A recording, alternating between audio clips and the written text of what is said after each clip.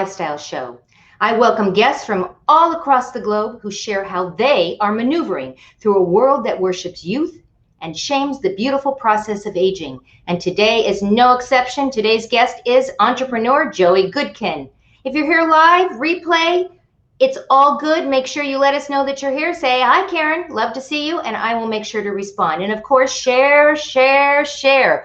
We love when you share it out to your network. Okay, so I would love to introduce our guest. This woman is fascinating to me. She's actually a trailblazer. That's how I refer to her. She was an entrepreneur from the age of 8. Joie's first business was renting comic books to her friends. Very industrious, Joie. Joie's career and civic contributions have been honored with at least 50 awards for community service and business accomplishments. She also did a stint fighting crime with Crime Stoppers, a national organization that she helped to bring to South Florida. Her new book, You Can Do It, features timeless wisdom from this trailblazing businesswoman.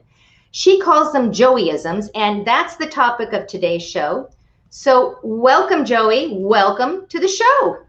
Hi, Caren. Welcome. I welcome myself to your show, and thank you so much for having me. I am so excited to have you on the show. When we first met, I knew that we were probably sisters from another mother. You are such an amazing woman, all the things that you have done, and I'm so excited to share you with all of our friends out here. So the first thing I like to do is I like to define Superboomer, because after all, that's the name of the show. So the way I define Superboomer is that we are fearless, that we show up with a just watch me attitude, nothing gets in our way. So Joie, how do you define Superboomer?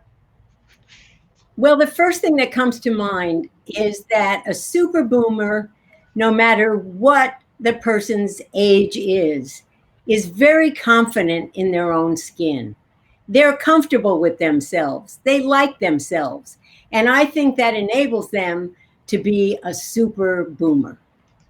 Great definition. Great definition. If you're just tuning in, we've got Joie Goodkin. She's an entrepreneur extraordinaire. She's on the show today, and we're talking about her book. We're talking about her life. I'm going to put a comment up here. We've got Debbie Corley, who says, so happy to be listening. Debbie, I'm so glad you're here. And Stephen Healy says, hello, Caren. Hello back. We're glad that you're here.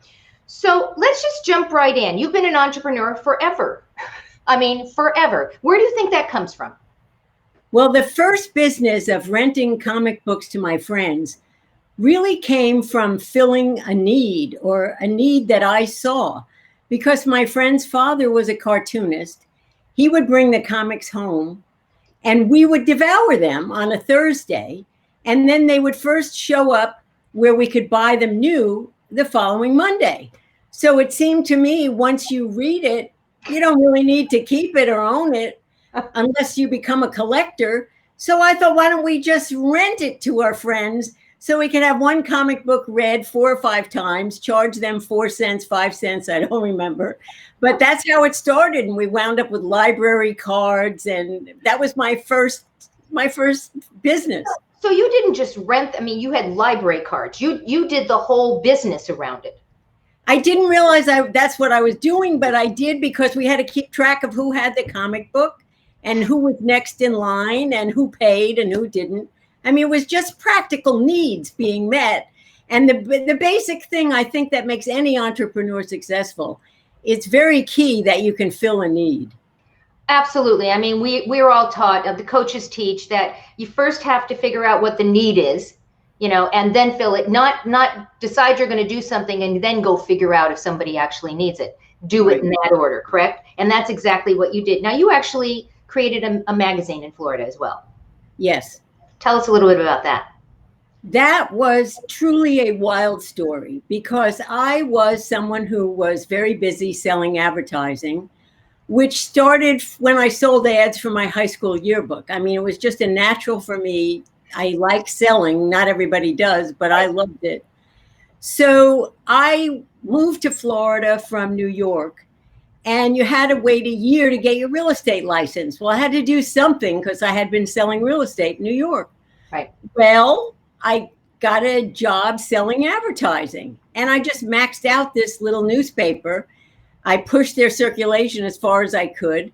And then I thought, there's this fancy magazine in town. I'd love to work for them. And I already have 112 accounts. So I go over to see them and I interview for a job. And I've never been turned down for a sales job in my entire life. But this guy, he really was very different than anyone I'd ever known.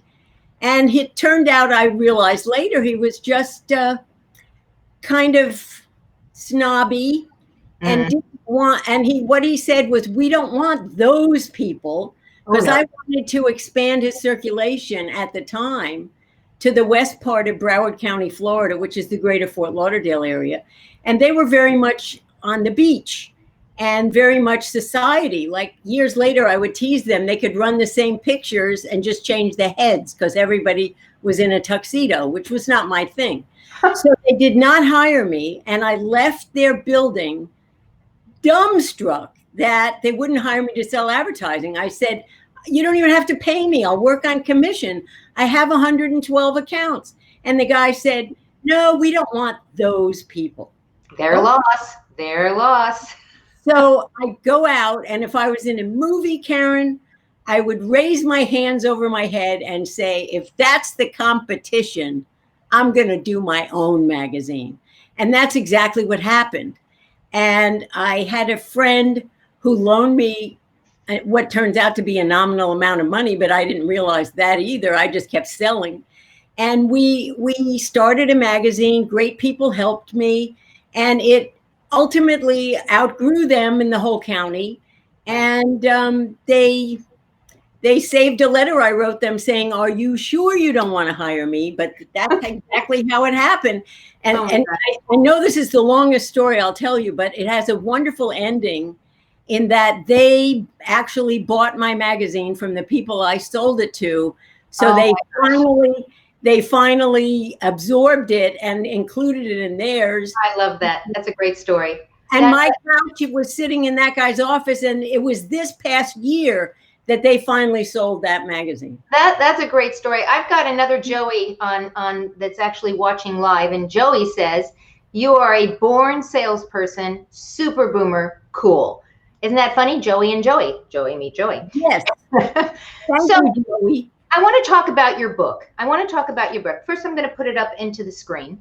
And it's called You Can Do It, which is why we called the show You Can Do It, because that's basically who and what you're all about. You can do it. You did it. And so can everybody else. I love the idea that it's timeless wisdom, but I especially like the fact that you call them joie-isms. So how did you start coming up with this timeless wisdom? And then we're going to talk about what some of those joie-isms are. They were just things that I just always said, or just always did, or just always felt. It's just completely natural. I never planned to do anything. I just did it. And I really think that one of my joie-isms was don't overthink everything, because you'll freeze yourself with too many options and too much thinking. I think very key, though, to success is that you believe you have the ability. There's a Henry Ford quote that starts my book. If you think you can, or you think you can't, you're right. It's one of my favorite quotes. Realistically, you could pay for the best coach anybody could ever imagine, or get advice from whoever you admire. But if you don't believe you can do what they're telling you, or you don't have that belief in yourself, it's not going to happen. You need that inner confidence. You need that inner knowing. But here's the secret. There are ways to get that confidence, ways to develop yourself so you feel like you can do it and you believe it, and then it will happen. And that's what the book is all about. It's very motivational. It's very uplifting. And if you don't think you can do it, you really can do it. And I encourage you to go pick up this book. So let's talk about joie-isms. So you call them joie-isms. Give us some. Let's talk about some of your favorites. Well, joie-isms are just the timeless wisdom. I'm going to open the book and just pick some at random, because they're really all good. Now, some of them really relate to business. One of those would be like, create a sense of urgency. Tell someone, oh, I can hold this for you till next Wednesday. I only have 3 left, or I need to know now. Because people don't act without some kind of deadline. They'll just, wait forever. And some of them are about life. That could be business or could be anything. So let me see if I can find that. Here's one. Assume nothing. Assume nothing. We know what assume. Facts before you move forward. Love it. Because that traps a lot of people. And here's another one. This is a business one too. If you are pitching a person about your product or your service, you have to be sure, even if it's online, that this is the person who has the authority to buy. You could give the greatest presentation to someone who loves it, and they don't have any authority to buy. They have to go tell what you said to them to somebody else. And guess what gets lost in the translation? I mean, maybe you'll be lucky, but more times than not, it's really key that you pitch a person who can buy. So wait, hold on a second. Another comment. Debbie Corley says, I started a business, invented a product, received my first patent at 60, never give up. I love your enthusiasm. Thank you, Debbie, for sharing that. That's awesome. What's another joyism? Here's another one. Enthusiasm sells. Selling is nothing more than overcoming objections. And a great tool for accomplishing this is enthusiasm. It was always my secret weapon. People love being around positive energy, which helps to break down resistance. It's really true. If you go in, and another one that I have is using your own strengths. I mean, if I was a 6'4" football player and I crashed into your office and said to you, you have to buy this magazine or something, they'd be intimidated. I'm just taking up too much room there. But since I'm a short little woman with red hair, I could just go, you have to do this. You have to do this. I need you, blah, blah, blah. And you could get away with more, not so much get away with, but use your own personality skills. If you're genuinely a shy person, walk in someone's office, look around, maybe comment on something on the wall or admire something they're wearing. It has to be true, though. We're not looking to make up stuff. But you have to be yourself. Yes. And use the best of your own qualities to accomplish what you want. You don't have to be me. I don't have to be you. We all have great strengths, and we're all born with everything already inside us that we'll ever need. I love this, guys. You can see why I love this woman. You're just I was going to say a spigot. You just have so much to share with everyone. What's your why? Why are you doing this? I know that you said that you've learned that through your life experiences that joyisms are really meaningful and helpful to others. Why did you decide to write this book? Why did you decide to put this all out there? I'm not really sure that I know the right answer to that, because I had wanted to write a book initially to tell my granddaughter all kinds of stuff. And I did a separate notebook for her because she was more interested in family stories. But I found myself telling her stories of where I was really persistent that turned out to be really funny, that I did stuff that people would say, you did not do that, but I did. So that it started out like it was just something, and then I just kept writing, and the business stories kept coming up. My approaches, my timeless wisdom, I had to give them a name because otherwise they're just a collection of ideas and thoughts, was joyisms. So the reality is the book kind of happened just like everything else that's ever been in my life. If you think of something and you want to do it, I don't spend a whole lot of time trying to figure out 9 ways to do it. I just start somewhere. This is another joyism. Start somewhere, like you're a little kitten with a ball of yarn. When that cat pushes that yarn, does it know where it's going to go? It has no idea. Really? It just knows it will eventually unravel and it can play with it. And that's a similar attitude to what I had, because if you go in a direction and you start something, when you get to that point, then you could figure out what you need and if you need to shift your direction. but start someplace. Right. Just start. And I think a lot of us have what is it? Analysis paralysis, right? Where Yes. we start to analyze everything, and we think about this and we think about that, and we just don't get off the dime because we're so busy thinking about it. I always just say, just do it and figure it out later. We had that in my printing. I published a magazine, but I also had a printing and graphic design business. And that wound up running, from nothing to, I wanted to print my husband's research reports because I thought he was paying too much money to a quick printer. So we wound up buying a press and blah, blah, blah. The rest is history. I wound up with 30 employees and 2 shifts. And one of the things that we did was we would think outside the 9 dots. That's very key. Just because it's always been done this way doesn't mean there isn't another way. Correct. And you don't have to think so much as to just do a little bit and see where it goes. That seems to be a theme for what I'm saying on this show. Very, very, very much so. And you also talk a lot about intuition. So let's talk about intuition and a tip for our viewers. Intuition is something everyone is born with, but not everyone has taken the time or is aware. Forget about taking the time. They're just completely unaware that they have this wonderful inner knowing. Yeah. So I would ask you to think of intuition as sometimes when you meet someone and you just immediately want to move toward them, you like them. Or another time when somebody says something to you and you find yourself sort of backing away from them. That's your intuition giving you direction, and you may not notice it. We all have that. It just comes with our whole system of being. Yeah. So the more you can tune into your intuition, the better it will serve you. And I'm actually at a point where I will ask, is this good for me? Should I take this supplement or not? And if I think about it, I find myself looking online and reading something that gives me the answer, or I just sort of have an inner knowingness. Because if you sit quietly, like as I got older, I found myself doing things more like meditation, which if you said that to me when I was younger, I would have laughed at you. I mean, who has time for that?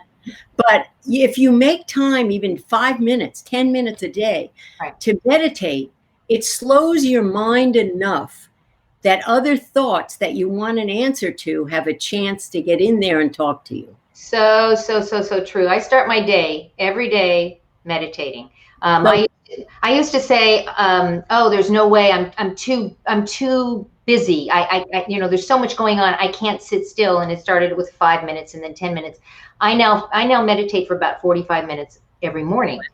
And it's I think it's what keeps me sane, because it really keeps me focused on where I'm going. So this next question is it's a silly one, but it really isn't. I like to ask all my guests, what is your superpower? If somebody were to say, what is the thing that defines you? My superpower is that I'm fearless. I can jump buildings with that's me. I will do anything. What's your superpower? The first thing that comes to mind for me was that I was always underestimated. So nobody expected me to do very much. So when I did something, it was more like I wasn't stopped because I was already there. I was already doing it. They tended to underestimate short little women when I was starting out in business. Another quality I think that really matters in my life and in anyone's life when you really care about something is persistence. I would not give up. I think no is just a word on the path to yes. I totally agree. No, if you haven't had any no's, there's no way you're going to get to yes. You have to have no's. No's.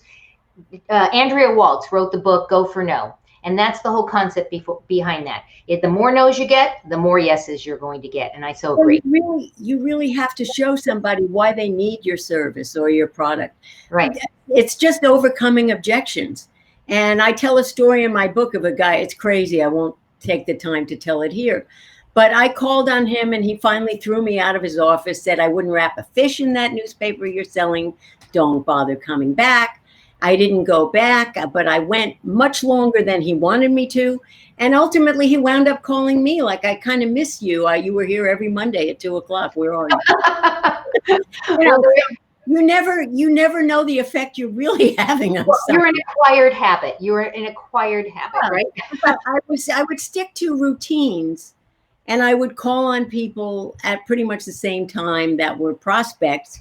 And this guy was, like, get out of here, and finally it was like, oh, something's missing from my Monday afternoon. And I love that. That is actually a great story. That's a great story.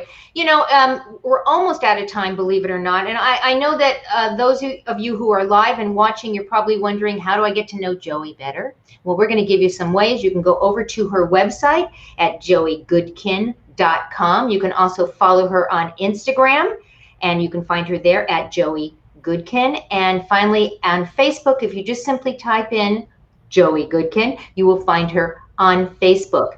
And again, you can pick up the show, the book, this wonderful book. You can do it. I put the link to the book in the comments already. Go check it out, because I know that this is going to make a difference in your life. I think this is actually, in many respects, you kind of go, oh yeah, right, It's like those aha moments. That's what I kind of think about your book. It's like an aha moment but like lots of moments. So I really appreciate you. Any last thoughts that you'd like to share with our audience before we say goodbye to them? I want you to realize that whatever you're struggling with, because these are unusually peculiar, strange, difficult times, is that just know that if you trust your own inner knowingness and you build up your own confidence, don't be overwhelmed by external things. Go inward and seek out your own answers within yourself. Read something new, watch something new, and also, very important, spend some time in nature. You will be amazed at the joy you can feel just from admiring a tree, or just being in nature is like, the universe's way of saying, take a break. I love that. Joie, I want to thank you for being with us. I appreciate you so much. I appreciate who you are and what you've done. I aspire to be you. I just think that you are an amazing woman. Thank you for sharing your brilliance with us. I'm going to drop you into the green room while I do my Superboomer moment, and don't go away. I'll be with you right after the show. Thank you, Caren, for this. She's awesome. Oh my gosh. She has done so much. And not just little things. She has basically just followed her dreams, and she's done it. And the Superboomer moment today is the whole idea of the intuition and inner knowing. I love the way Joie described that, the inner knowing. I call it my gut. It's my gut instinct. And if it feels weird in my stomach, I have to think about it. But it's that inner knowing. I want to thank you for giving me that phrase, because I think that's probably a lot nicer than saying my gut.